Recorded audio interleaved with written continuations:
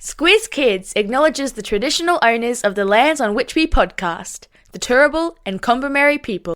Squiz Kids! It's your daily news fix. Fun, free, fresh. Hello and welcome to Squiz Kids Today, your fresh take on what's happening in the world around you. I'm Bryce Corbett. It's Thursday, May 21. In Squiz Kids Today, mice plague hits Aussie farmers. Arsenal's historic win. Koalas caught in fake news scandal. And meet one super tall baller.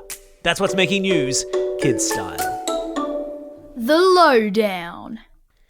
For those of us who live in a city, the idea of having a mouse in the house, unless it's your pet, is enough to give us the chills.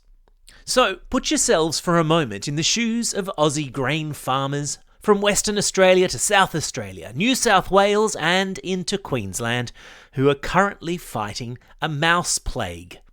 What's a mouse plague? It's when the population of wild mice suddenly explodes in a region, meaning entire communities are overrun with rodents. Think Pied Piper of Hamelin, but in an outback Aussie farm setting. Favourable weather conditions combined with favourable food conditions for mice has seen mouse numbers explode across wide swathes of rural Australia, with reports of up to 8,000 mice per hectare in some areas. So what does that look like? Imagine 8,000 mice swarming over 2 football pitches. That's what that looks like. And what does that feel like? It's mice in your paddocks, mice in your farm machinery, mice in your kitchen, your bathroom, and yes, mice in your bedroom. So many mice that even the pet cat doesn't know where to start. So, where do they all come from? Well, the thing is, mice can give birth to a litter of up to 10 baby mice every 20 days. And they can start having babies from the age of only 6 weeks old. So, yeah, there's that.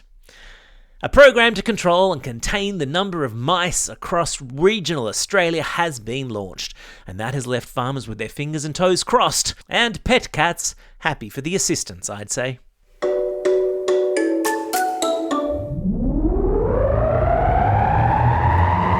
Spin the globe. Each day we give the world globe a spin and find a news story from wherever it stops. And today we've landed in England, where football team Arsenal have broken a 22-year drought to win the English Premier League. Any Gunners fans out there? Well, congratulations to you. There were wild celebrations in the streets of North London yesterday after Man City failed to beat Bournemouth, leaving Arsenal with an unassailable lead at the top of the table. Unassailable means cannot be beaten. Use that in a sentence today, I dare you. Meanwhile, closer to home, and fans of Auckland FC and Sydney FC will be hoping their teams can pull off an Arsenal and win the A-League Grand Final, which takes place this Saturday night across the ditch in Auckland. The first time an A-League final has been played in New Zealand. May the best team win.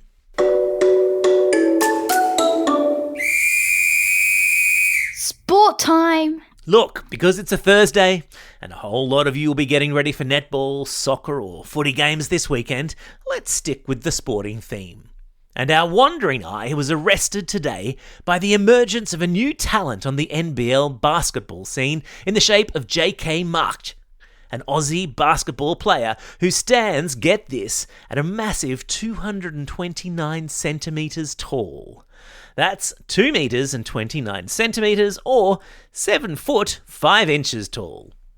The 18-year-old is so tall and so good at basketball that he's already attracted the attention of scouts for the NBA, which is the professional league in the United States. You know, the league that features the LA Lakers, the New York Knicks, the Oklahoma City Thunder, and the best team of all, the Minnesota Timberwolves. And speaking of young Aussie athletes to watch, while Gout and Luke Kennedy have been breaking records left, right and centre on the sprint track, another name popped up into the headlines this week in the form of Eddie Nketiah, who ran 100 metres in 9.74 seconds over the weekend just gone.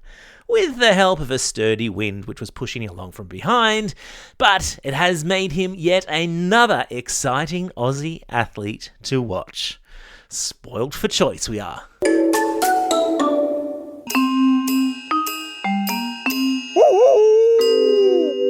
News hounds. Every Thursday, Squiz-E the Newshound sticks his snout into Squiz Kids HQ to report back on fishy things he's sniffed out on the internet. And this week, he's snuffled his way into a case of koalas being caught up in a fake news social media scandal.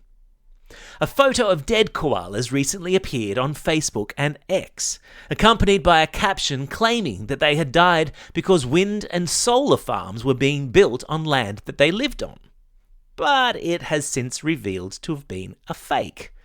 The koalas had sadly died as a result of being hit by cars or attacked by dogs or even from disease, none of which are great, to be sure.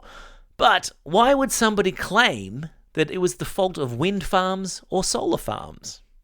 Well, that's because people are often spreading disinformation on social media, which is information they know to be untrue, and they do it to try to convince ordinary internet users of their particular point of view or their opinion. In this case, people opposed to renewable energy like wind and solar, using our universal love of koalas to spread disinformation and try to convince internet users like you and I that wind and solar farms are bad for the environment. It's why we always need to do as Squiz-E says whenever we come across a piece of content online, and that is to stop, think, and check. And if you're interested in learning about renewable energy, check out our excellent Squiz Kids podcast series on the topic called Planet Warriors. Available wherever you get your podcasts or via the Squiz Kids website. You're welcome. Time for the quiz. This is the part of the podcast where you get to test how well you've been listening. Question number 1. Which English football team has just won the Premier League? Well done if you said Arsenal. Question number 2. How tall in centimetres is rising star baller J.K. Muck? Well done if you remembered and said 229 centimetres. Question number 3. How many seconds did it take sprinter Eddie Nketiah to run 100 metres recently? Was it A, 9.74 seconds, B, 19.74 seconds, or C, 49.74 seconds? Well done if you said A, 9.74 seconds. Gosh, that's fast.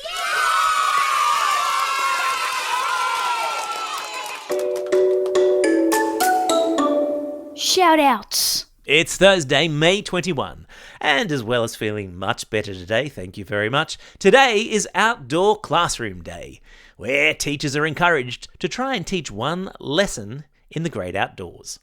I hope it's not raining wherever you are. It's also a special day for these Squiz kids celebrating a birthday today. Bianca from Forest Lake, Jake from Tanilba Bay, Harry from Exeter, Declan from Pakenham, Tashi and Emma from Glenmore Park, Milena from Chinchilla, Shravana from Glenfield, and Summer, who's listening all the way over there in the United Kingdom.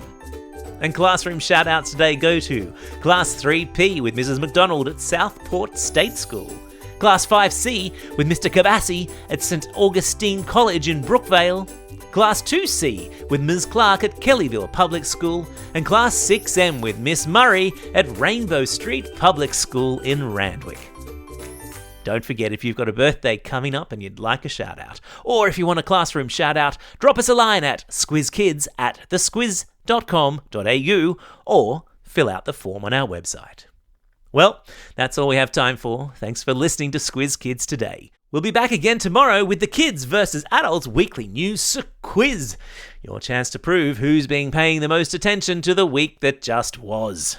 In the meantime, get out there and have yourselves a most excellent day. Over and out.